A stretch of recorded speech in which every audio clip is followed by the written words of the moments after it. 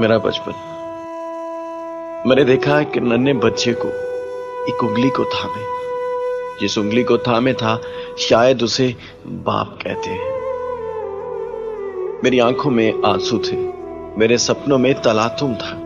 मैं चाहता था उस उंगली को थामूं, मगर जोर से हर बार झटक दिया जाता था।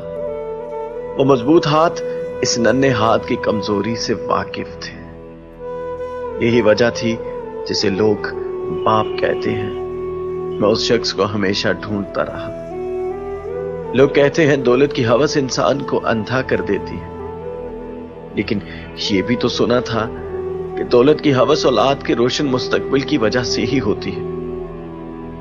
अब लफ्ज औलाद के मतलब को खोजने लगा तो पता चला कि औलाद बाप के जिगर का टुकड़ा होती है,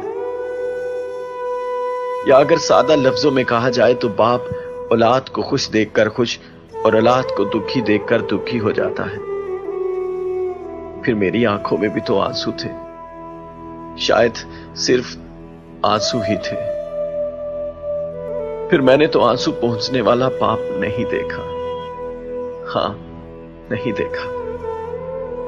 आखिर गिरता संभलता ठोकरें खाता एक मंजिल पे पहुंचा, एक गहरा समंदर जिसमें कई कश्तियां। अब फैसला मुझे करना था कि किस पे सवार होना है। खैर, फैसला हो गया। मैं उस मंजिल तक पहुंच ही गया जहां मुझे अपनी जिंदगी का कुछ अरसा मेहमान बनकर गुजारना था। लफ्ज बाप तब भी मेरी समझ में ना आया। फिर मैंने अपने मेजबानों से एक मतलब समझने की कोशिश की। तब मेरी समझ में आया कि जब कोई इंसान खेलते हुए बच्चों के पास आए और उनसे आकर अपनी औलाद का नाम पुकार कर पूछे कि वो नजर नहीं आ रहे, कहां है वो, ज्यादा दूर तो नहीं गए ना, तो उस इंसान को बाप कहते हैं। मैं इसे मजीद समझना चाहता था। फिर समझ में आया कि जब कोई इंसान अपनी जायदाद के पास खड़ा होकर कहे कि ये मेरे फलां बेटे की है, ये मेरे फलां बेटे की है, तो उस जायदाद के मालिक को भी बाप कहते हैं। किसी मुफ्ती या अलामा से पूछूं तो पता चलता है कि बाप औलाद की फिक्र का नाम है। किसी बुजुर्ग से तशरीह पूछूं तो पता चलता है कि लाख तूफान या आंधियां आ जाएं, बाप अपनी औलाद के तहफ्फुज के लिए बिला खौफो खतर हमेशा कोशा रहता है।